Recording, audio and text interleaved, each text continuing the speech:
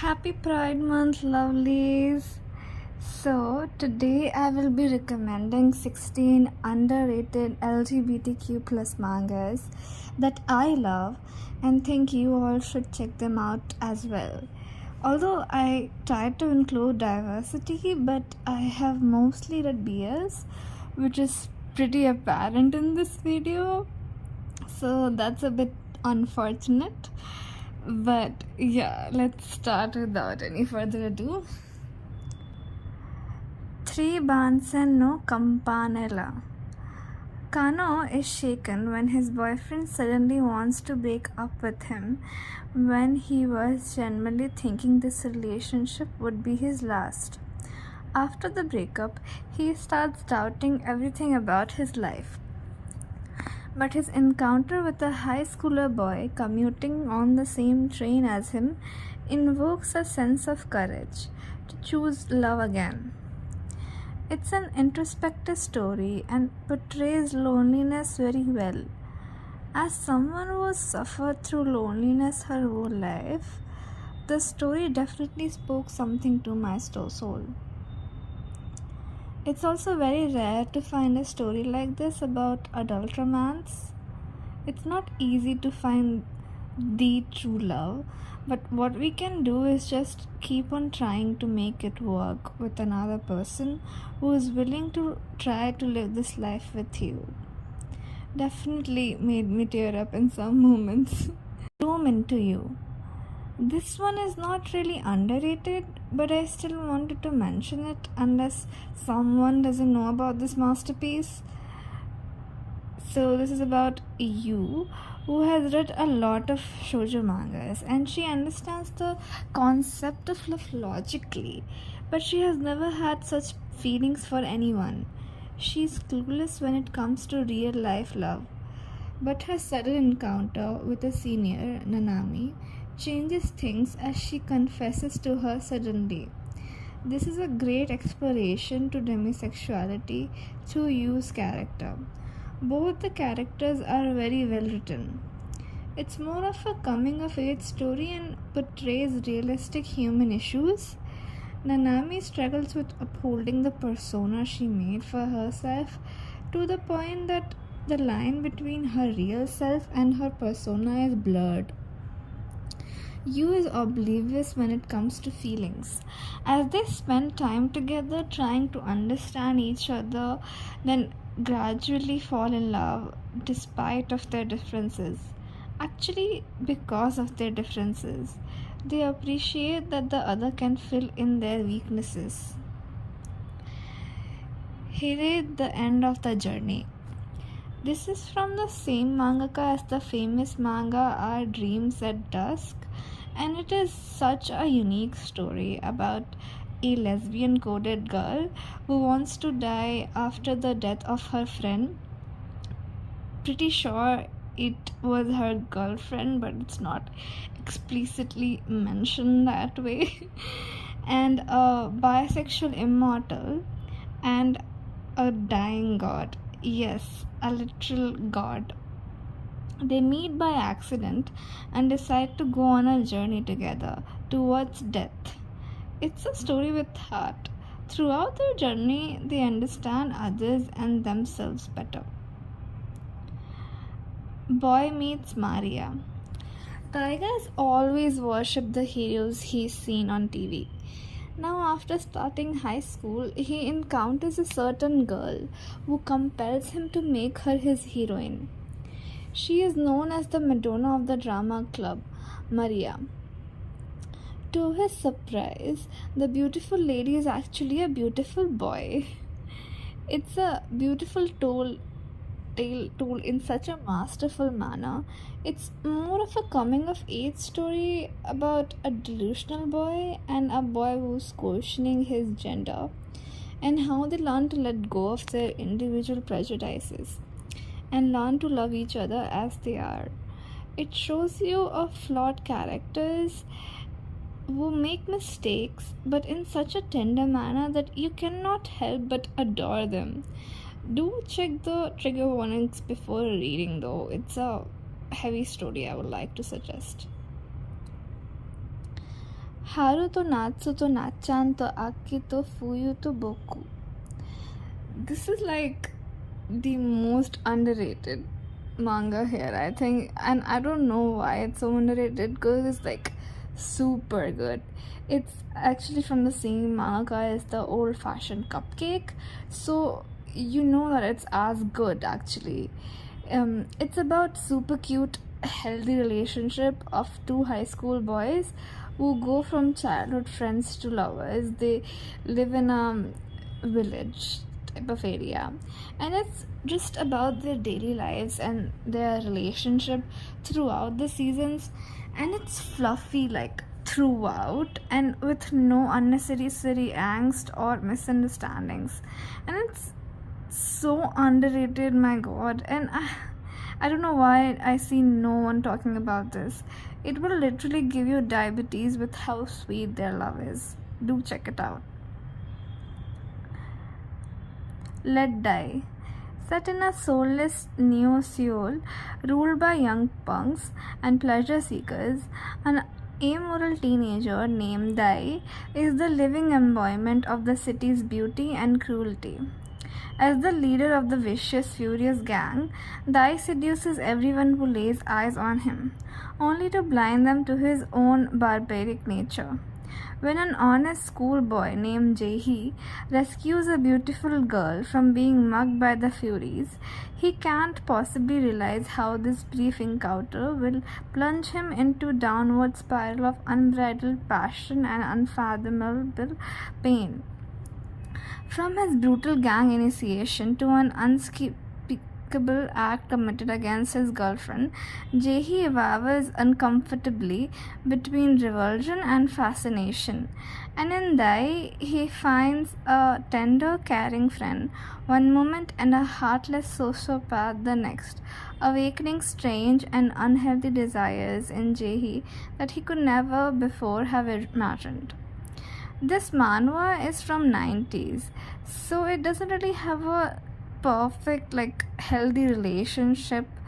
In fact, these main characters are very flawed, but I love them so much because they are written with so much care. They feel real, and it's pretty melodramatic, but for me I liked it. It has a poetic kind of narrative which I very much liked. These two characters are very different from each other, which is apparent from the narrative. But the more time they spend with one another, the more they realize how similar their souls are. And the unspoken passion they have for each other is uncontrollable. Dai yearns for stability Jae-hee offers, and Jae-hee yearns for the spontaneity in Dai's life. They are perfect together, and both are not technically good humans. It's more of a forbidden love story because Dai's gang literally rapes Jae-hee's ex-girlfriend, and they are both boys, yes, and Dai's family is very powerful and rich and very homophobic. So despite so many obstacles, they are still drawn to one another.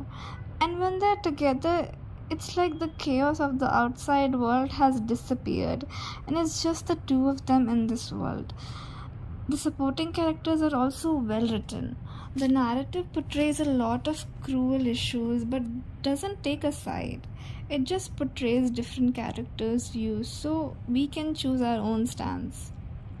I feel like this is something everyone should give it a go because you either hate or love it. I am obviously of the later kind. Do read the trigger warnings before though, it's another heavy one. Lost Time ni Hanamuko wo. The story explores the breakup of an already established gay couple who have been dating for 3 years. It's all about how they are not ready to let go yet and their beautiful feelings and inner journey. And it is so beautiful.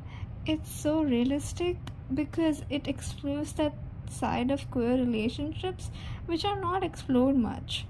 That queer people are human first, and they also have the same problem as any other couple. These two people love each other, yet slowly somehow their feelings and connection have drifted apart. It also explores how our parents' dynamic influences our own relationships later on. Overall, a very realistic portrayal of adult relationships and how to overcome hardships to choose the person who to love again and again and again. My lesbian experience with loneliness.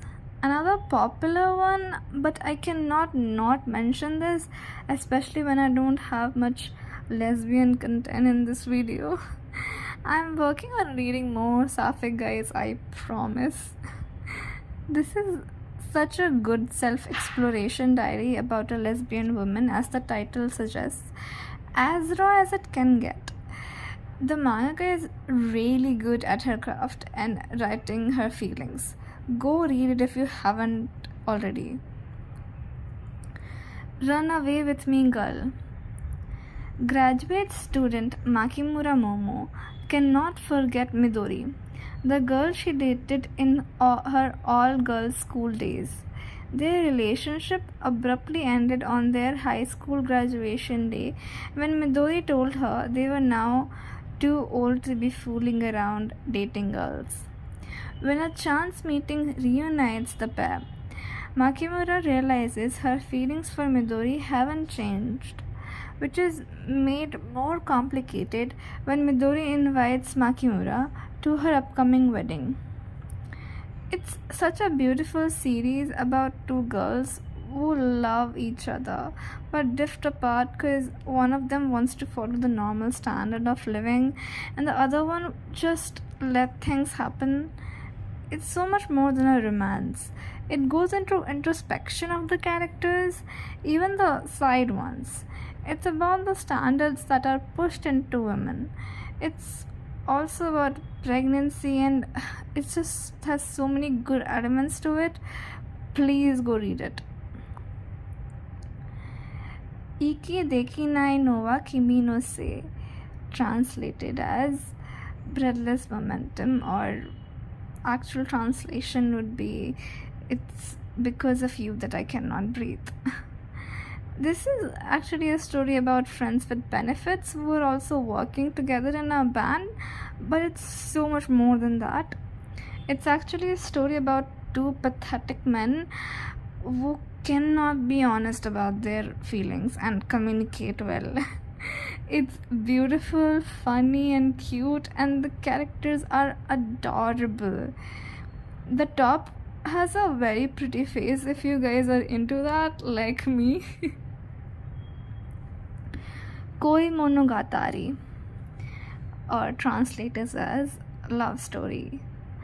I think about this story literally every day because it's so beautifully told. It explores homophobia in Japan and internal homophobia so well. It's about this guy, Yamato, who is gay but inside the closet, and how his straight classmate, Yuiji, accidentally eavesdrops to him coming out to his trustworthy friend. He wants to stay away from him, but guess what? They become very close friends slowly, and it's a beautiful story of Yuiji making his number one priority to have Yamato realize his own self-worth. It's so much more than what I've told you guys. It will have your heart. Go read it, please. I do not want to be the only one suffering. Happy Shitty Life. Kyotaro Kasuya is an elite businessman who caused a scandal at his company. As a result, he gets sent off to a remote rural area where he meets a weird, unemployed, living off his grandmother's pension neighbor Yoshiyuki Kuzuya. This is actually a switch couple, but they both actually prefer to bottom, and that's why they take turns, which is more like fighting who gets to bottom today and unhinged tricking each other to bottom shenanigans. It's not a healthy relationship, it's more of a funny one. I mean, they're more like sex buddies who have feelings for each other, but their ego would not let them admit that. Oh, also, they have a personal sex code. Anyways, it's a really funny manga with dark humor. Not for everyone though, it's very unhinged. Sayonara Heron. Soji's life has been a series of dull events, with his parents endlessly quarreling until he comes across Mika, a carefree student who lives each day as it comes. They start a relationship which banishes heavy words like love or devotion. They see each other occasionally without making any promises and such. But can an ordinary relationship make Soji say something like, I only got this far because you were with me? As Mika says, who knows? I get why people may get turned off by this because this is the mangaka's first work. So the arts is not that good. But the story is very wonderful. It's about two apathetic, traumatized people finding comfort in each other, and that journey is absolutely beautiful. Kanojo ni naritai kimi to boku. This is about a pansexual girl, Hime, and her transgender friend who decides to out herself and wear girl's uniform in high school. Because Hime has a crush on her, she decides to wear male uniform to support her. This manga is so heartwarming, and it's about gender identity, friendship, and it also has an asexual and lesbian side character. It's essentially about self-exploration, finding who you are, how you identify yourself, and friendship is the second theme. This is not a sapphic romance though, so beware of that before starting, but it's a really great LGBT coming of age story worth checking out. Depth of field. Hayakawa has given up on music and spends most of his free time sleeping around or going with the flow. He meets Koga on a rooftop one day, who's a photographer, and they become rooftop friends. He is unable to not admire Koga's straightforward nature towards life, especially his hobby. It's a love story between these two people who live life quite opposite but are drawn to each other. The characters are written very well. Actually feels like people and not some character trope, And the conflicts of the story are very real as well. The characters are very beloved to me actually, and that narrative style is wonderful. Recently a live action of this has been released, so I urge you guys to check one of them out.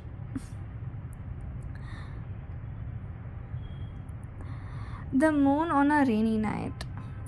One day, just before entering high school, Kindaichi Saiki collides with a strange girl of the same year on the way to a piano lesson and grazes her hand. But the musical score she dropped is slightly picked up and returned to her by the strange girl. Saki reunites with the impressive girl as a classmate and finds out that her name is Oikawa Kanon and that she is deaf. At school, Saki, who is lonely, tries to understand the sound of Kanon, who keeps a distance from her surroundings due to her disability, and her attitude gradually begins to change. This is as a sapphic masterpiece, guys.